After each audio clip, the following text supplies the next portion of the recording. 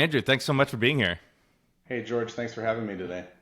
So today we're going to talk cybersecurity, AI, people, but I figured a good kicking off point would be how do you justify to the executive team and to the board why you would invest in some of these initiatives? And I ask that selfishly because I'm often in a position where I'm trying to convince executives. And I literally heard a CEO say one time, everyone leaks data. I don't worry about it. Like it doesn't even get the press anymore. It's just going to happen. What can we do? Let's not bother. And I'm curious your experiences in the trenches. How do you get it done? Yeah. So I recently pitched an executive team to spend money on cybersecurity controls and had very similar questions, specifically from the CFO, like what's the risk return on this? And I really see a CISO's job as a subject matter expert.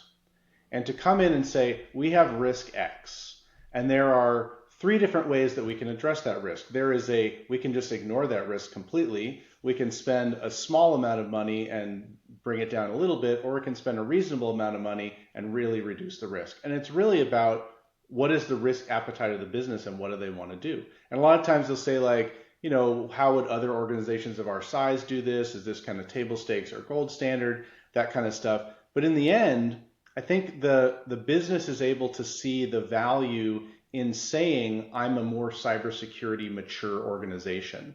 Imagine as an investor, if you have two companies that are, for all intents and purposes, equal, but one of them is really good at cybersecurity. Well, you can feel safer knowing that you're investing in that company. Or if you're doing business with two different companies and one of them is really good at cybersecurity and the other one's not, well, maybe you're more interested in doing business with one where you know your data is not going to get leaked or there's a much better chance that things are going to be more secure. So I think that's where a business starts to see the value of it when Mhm. they can use it as a tangible advantage for them in terms of getting sales or investors or things like that. Interesting. And curveball question for you. I know you've done a lot of M&A. The way you were talking about value, I'm curious, does cybersecurity maturity factor into valuation at all? Do you know? So I would say in the past, definitely not. I think now it's starting to be more so. I was able to I've been doing M&A for more than 20 years and on the cybersecurity side. And the first half of that was really like, well, we've already bought this company, just go do something. And then after a while, they started to say like, hey, we're going to buy this company. Your cybersecurity assessment will probably not have an impact on it, but we'd like to know how good or bad they are ahead of time. And then we start to do this thing where we bring them in slowly in a secure way, right? So you do an external pen test on them from a third party. You start to deploy your security tools. Once you get a good handle on things and you've addressed the biggest rocks, then you can say, okay, now we can start to connect to them and do all the stuff that the business is dying to do. But it's a lot better place in the world now in terms of M&A and cybersecurity than it used to be. So you guys used to just be out like in the cold shadows as the M&A deals going on, brought in to clean up the mess, and now you're getting into the Yeah. room. That's nice. You're like, guys, did you really want to buy this company? I mean, I understand from a business perspective, but from a cybersecurity perspective, it's a nightmare. Job I love. security, I guess. Yeah, I'm always fascinated. We get involved in quite a few M&A. I'm always fascinated by which parts get integrated how quickly, and it seems that sales teams always seem to get integrated super quickly. It's surprising. People that are incented by just getting results seem to all of a sudden get their act together really quickly. Do you find in the M&A world? I could imagine that the cybersecurity playbooks there could serve a little bit as a connective tissue and a glue to bring the organizations together a little bit. Yeah, it does. And a lot of times what I got was a lot of pressure from the business saying, "Hey, how can we speed up this cybersecurity stuff?" And Mm, that's when it's important to remind them that look, if we open the floodgates now and they have bad stuff, that could come right into our systems and could infect us. So, it's important to let us do our job, do the due diligence, get things signed off, and then we can safely say, okay, now sales can connect and finance can connect and all those people can connect. So yeah, there's a little back and forth. You have to be a good business influencer at that point to not just say, okay, let's go ahead and do it kind of thing. they want their synergies and they want them now. So on the speed front, last time we chatted, we talked a little bit about AI in the cybersecurity world, and it comes from on the attack side, on the defense side. It's a new vector. I'm curious some of what you're seeing out there right now from an AI and cybersecurity perspective. Yeah, so boy, that's a loaded question, George. So let's start. Let's first talk about the risks. So if you ask cybersecurity professionals today, like, what is your number one attack vector, right? How do people most often get in? Number one attack vector is phishing emails. You get them, I get them, we get them all the time. Now, one of the things that is fortunate about phishing emails right now is that a lot of times they have misspellings, they have clear clues that tell you that this is probably something that's fishy. The problem that's happening now is that fraudsters are using generative AI to generate not only well-crafted phishing emails, but unique phishing emails. Because if you think about it from a defense perspective, if I get a phishing email in my organization, I'm going to search by the sender, by the subject line, by the attachment, by the link. Now, if I'm an attacker and I know that they're going to do that, if I can craft every message individually, I'm going to be that much more successful, and that it's going to make it that much more difficult for the defense side. So that's one way they're doing it. And you can think about a very similar thing if you think about malware and ransomware and stuff like that. It's based, a lot of the detections are based on behavior and heuristics and hash values. Well, if you can create every piece of ransomware or malware to be completely unique, then you can get past a lot of those controls that we have today. So from a defense perspective, we need to be a lot smarter. Hmm. But you also asked about, what are the positive benefits of it? There are a lot of positive benefits of it, right? Like everybody's using it today. I think it was IBM talked about they're going to pause hiring any jobs that AI can do, which is an interesting statement. They are, trying to be forward IT wise or tech wise. Google also talked about the ways that they're using it with their Mandiant solution about threats and toil and talent and using it for different things. So there's a lot of different use cases that we could talk about for using it on the positive side for sure. Yeah, and I want to put on my grumpy old man hat for a second, which is when I hear AI, I get so frustrated because it's applied in marketing terms to everything imaginable. And you and I have been around the block long enough to know, like, most of it that's happening is just rule-based automation or machine learning or whatever Algorithm, it is. exactly. Yeah. Yeah.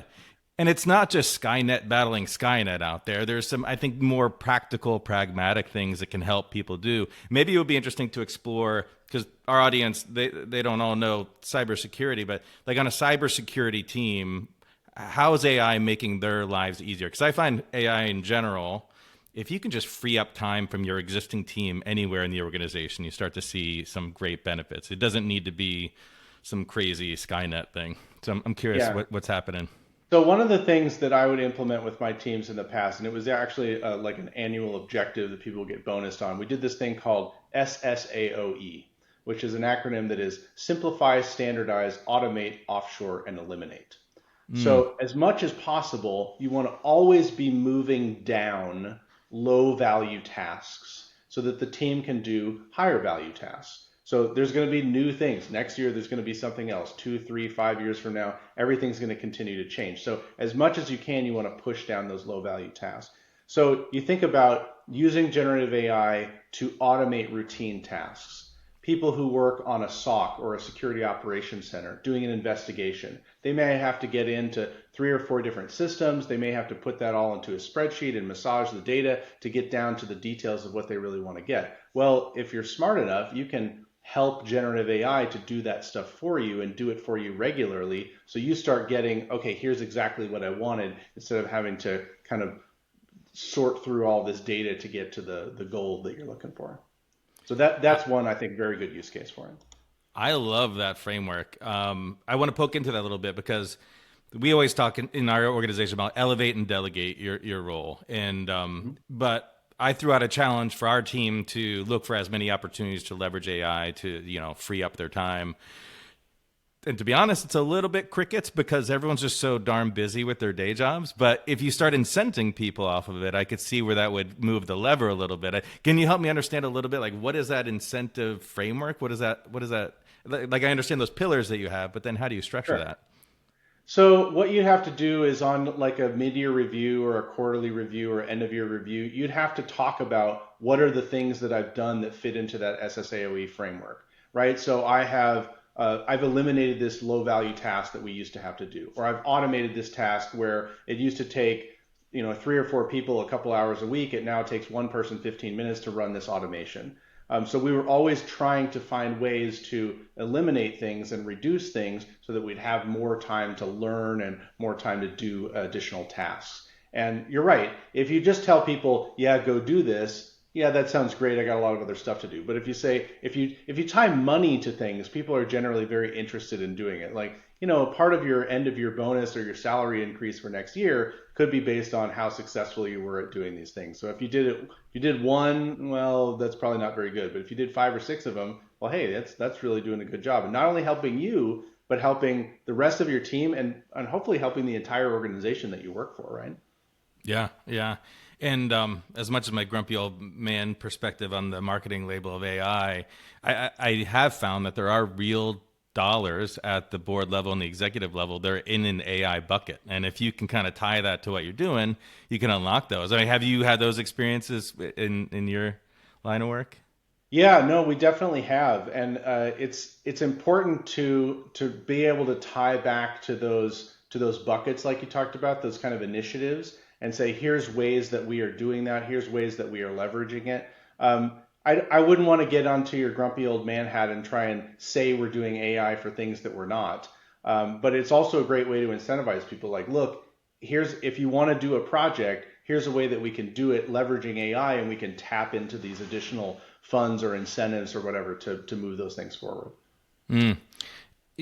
Talking about mapping back to the organizational goals, I find every executive I talk to, most of them have challenges doing that for whatever reason. Whether it's unlocking new data capabilities or e-commerce or modernization, being able to map that back to the corporate goals is challenging for some reason. And I'm curious if you run into that with cybersecurity efforts and how do you align those? Yeah, so I worked for Nestle for about 18 years, and one of the things that we did starting in 2012 was a lean initiative. So lean, you've probably heard of it, it's like Six Sigma things that were developed Hmm. in Toyota and very factory related and things like that, always about making continuous improvements, small incremental improvements all the time. But one of the other things about lean, if you think about it from a leadership perspective or an organizational perspective, is the cascading of organizational goals. So if you think about the CEO's goals or the executive team's goals or the board's goals, and then when that gets to the next level, you have a similar set of goals, but that are tailored or flavored towards your line of the business and how you're supporting those things. And then that continues to cascade throughout the organization. And it's really a powerful thing when you think about someone on the factory line is doing something to support a goal that is the factory manager's goal, that is the country manager's goal, that is the regional manager's or the head of the organization's goal. And you can see that kind of cascading up. So I agree with you that there's some difficulty there. Sometimes you need to be pretty creative about how you do that support of goals. But I think there is a good way to do it if you do that cascading process well. Makes sense. I've seen plenty of CEOs' head explode when we go in to evaluate part of their organization, and you can't draw a line between the initiatives to any of the five corporate goals. It's quite a fun moment. So then moving on into people. People are a big part of this. We talk about incenting them. There's obviously the risk. There's a lot of stories out there where people are pasting stuff into ChatGPT that they shouldn't. But how do we improve the people aspect of cybersecurity? So let's first start with the generative AI piece because I think there's a good use case for that. But we can also talk about the people aspect of cybersecurity, which Yeah. is a huge piece of cybersecurity for sure. So if I talk to my peers about this, there's a couple of different ways of looking at it. One way is people trying to block it. Now, I don't think that's reasonable. I think we've kind of opened Pandora's box here, and even if you try and block, the big ones, people are still going to find other ways to get generative AI that they want. So to me, it's more about teaching people how to use it safely than trying to block them. I don't think that's a, and maybe you have really good reasons for it. Maybe you're in the government or you have people in R&D that are working with confidential stuff all the time. Maybe there's some reasons for some businesses to do it, but Sure. it seems like a difficult road to go down.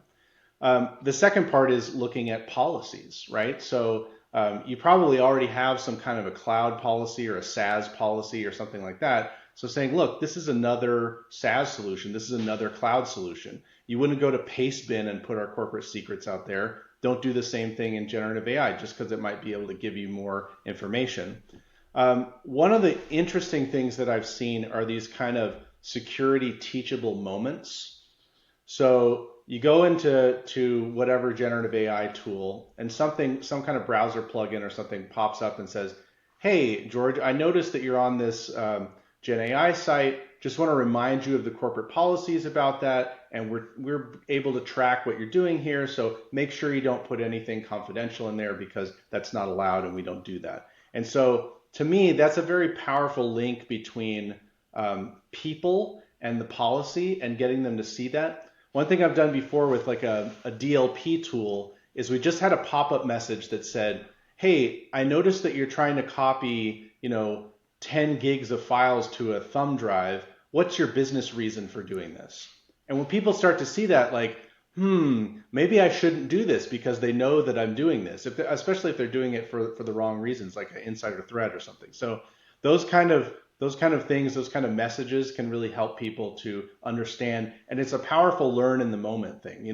If you think about cybersecurity awareness training that's common today, it's something that you get once a year and you click through it as fast as you possibly can to say, "Yay, I'm done. I did my cybersecurity training." Maybe you take the quiz at the end and hopefully you pass. But this kind of learning in the moment thing of, "Hey, you're doing a risky behavior and here's the policies or the reasons not to do that," I think that's a pretty powerful way. And it goes back to your original question about how do we help people. It's not about a stick, it's about a carrot, right? Like I think the best way for people to understand cybersecurity and take it home with them is to say, "Look, you're a professional, you're intelligent, you know what you're doing, but what about your children? What about your friends who are not in technology? What about your parents or your grandparents or your aunts and uncles? Go take this information home and give it to them."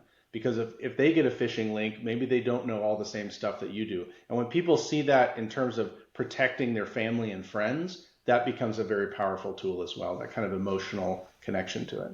Yeah, that taps into the good human stuff. I'm Hmm. curious though, how do you avoid that from feeling like the clippy overlord that's watching everything that you do? Well, there's positive and negative parts of Clippy. I love Clippy, and I like the web plugin that's Clippy-esque that says, "Hey, I see you're trying to do this." Um, there is a negative aspect to it because, and even as the Gen AI stuff started coming out and COVID and work from home and all of that, there's a lot of stuff about people doing tracking and seeing what you're doing and all of that stuff. I think if you have a strong policy that says, "Look, your corporate computer or the work that you're doing there can always be monitored and logged, so you should be aware of that." It's not like there's people in the secret dark room who are back there looking and reading all your emails or whatever, but in a case of a forensics investigation for an incident, they're probably going to have to go back and look at the stuff that happened on that computer or that device or that server or whatever. So we need to have all of that kind of logging and monitoring in place. I don't think that we should be monitoring people and what they do. I think that's more of a leadership problem than a technology problem to Totally solve. agree. But different organizations have chosen to do different things, and that's up to them, I guess. Yeah. And for the youngsters out there, Clippy was a animated little paperclip on Windows that anytime you were trying to do something would ask you if it could help, and it wasn't always that useful back in the day, but maybe it was ahead of its time, right? Because It was, maybe you it get was. yeah, maybe get around the overlord fears with if it's truly helpful. Like I mean, Yeah. knowledge management within organizations is rife for disruption with something like AI. And then as everything's changing, like ChatGPT is one flavor of a million flavors that are on their way. You know, if your enterprise kind of clippy helper can just turn that a little bit into a black box while also making sure that you don't poke yourself in the eye, you know, maybe it becomes a bit more accepted, right? Exactly. And it's about making sure that those things are truly helpful, like you said, making sure that people really want to use it and it really adds value for you. Like there's a use case that I think about for generative AI every single day, which is somebody emails me and says, "What's your availability for the next 2 weeks?" And so I go into my calendar and then I type out an email that says this, this. Now you can use things like Calendly or whatever but maybe you have parts of your calendar that have blocked off that maybe for a conversation with George, you're going to kind of open it up. So, boy, it would be cool if Clippy popped up and said, "Hey, I can respond to this for you and give people your availability for the next 2 weeks." That would be easy for me to do. Uh-oh, Good use executive case right assistants there. across the globe are about to be out of a job. As long as it would make me not book something over school drop off or pickup, that would be nice. I think. Exactly. Yeah. Yeah, yeah. The important Navigating the personal and work calendars is always a challenge. stuff. Hmm. So let's talk. We're big believers that yes, while you need policy for cybersecurity, it's much more a cultural solve. But you need both. How do you find the balance between the two, between policy and people and culture? Yeah. So listen, you got to have a good policy. It's got to be up to date. You got to refresh it normally. You got to communicate it to people regularly. It can't be a 60-page document. It's got to be and all legal jargon. It's got to be something that people can understand. It can be translated and all of that kind of stuff. There was a quote that the CEO of Nestle UK gave us one time, and he said, "The sense of urgency is very hard to cascade." So think about this from a large organization and the topic of cybersecurity. So imagine you have a CEO and he says to his executive team, "Hey, this cybersecurity stuff is really important. Make sure that your teams do it." Okay, so that message gets to those people and they're like, "Yeah, cybersecurity is really important." Now, what is the chances that all of those executive leaders go back to their teams and say, "Hey, by the way, when I was talking to the CEO, he reminded me that this cybersecurity thing is really important." Okay, maybe that's going to happen. But then what's the chances that that next level, if we're playing the telephone game here, that next level goes to their, directors or managers and says, "Hey, by the way, remember that cybersecurity is really important." That message gets lost at some point. So what you have is you have at the top of the organization people understanding, "Hey, there's these SEC rules that are out there. This is really important stuff. Let's make sure that we're doing this." And maybe on the IT team or the cybersecurity team, people know that it's important. But when you get out to the general population of the rest of the organization, a lot of people are not hip to it. So I think the best way to address this is creating strategic relationships in each of those business units, having cybersecurity champions in those areas, Mm. people who understand, people who know about the policy. Hey, there's somebody in your area, your location or your business unit or whatever that you can talk to if you want to know about cybersecurity, somebody you can call first or ask questions. That sort of implanting agents with that throughout the organization, I think that's a really good way to do it. So that's Oh, my take. man, you're speaking right to my soul and raising my blood pressure because as someone who leads a company, I can never get my urgency down throughout the whole company. We're not even that large, and it's just the game of telephone is real, and you Yep. can't, we always say you can't pay someone to give a insert four-letter word here, Hmm. and it's a challenge. But I think getting everyone educated on this what's at stake, I think can help too. We were talking earlier. Not everyone might know this, but some executives of organizations are being personally held liable for data leaks, and that's something that follows you to your next organizations as well, Yep. depending on what your role is. And I don't know what you see kind of evolving in that realm of responsibility. I'm curious what you see. So, you know, executives and boards are responsible for addressing risk within their organizations. And with this new SEC rule that came out recently, it's clear that the SEC is saying, "Hey, by the way, you're supposed to address risk in your organization, but cybersecurity is a very important risk that you really need to pay attention to. So I think what's happening now is instead of it being an IT problem or a tech problem or a CISO problem, it's starting to be a company problem or an everybody problem, and people are starting to be held accountable for it. If you look at some of these recent cases, who is being held accountable for these things? Is it always a CISO that's going to take the blame and be the scapegoat for these problems that happen? So you got to make sure that you're covered with the right type of insurance, like D&O insurance in your organization as a CISO. But you got to make sure that the decisions that are made are well documented so that everybody takes responsibility for those things. So that goes back to the thing we talked about before about subject matter expert, risk appetite. Here's the different things that we can do. Here's my recommendation of what we do, and then let the business make the decision. But make sure that that's well documented because that way all the people involved in the decision are held accountable for that decision instead of one person being the fall guy, if you will, for making a bad cybersecurity decision. Yeah.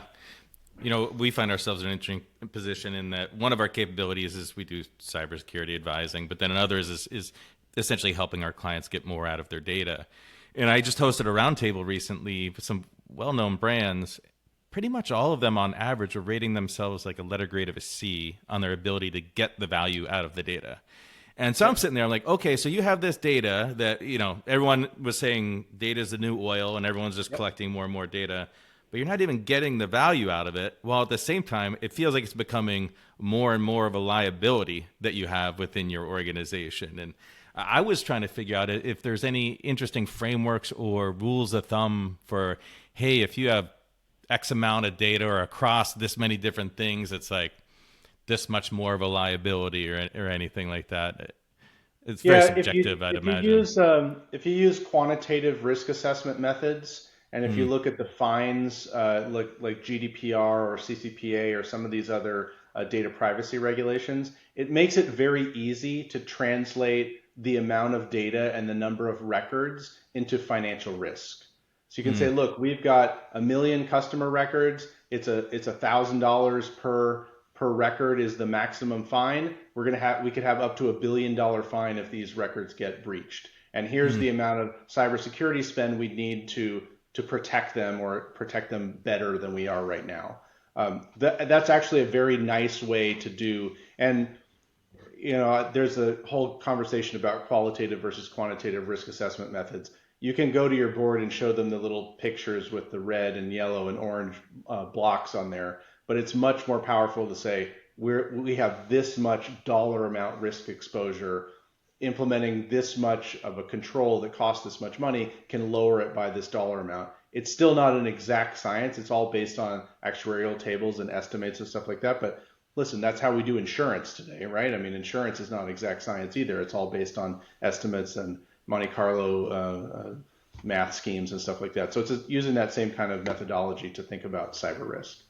That makes a lot of sense. Yeah, because we're always working with our clients. They're trying to find the budget to create more data capabilities, and maybe we can light an extra fire under everyone's butts to be like, hey, there's not just the ROI on this new data capability, but there's this much risk tied to this. So you better be doing something with it, right? And just Yeah.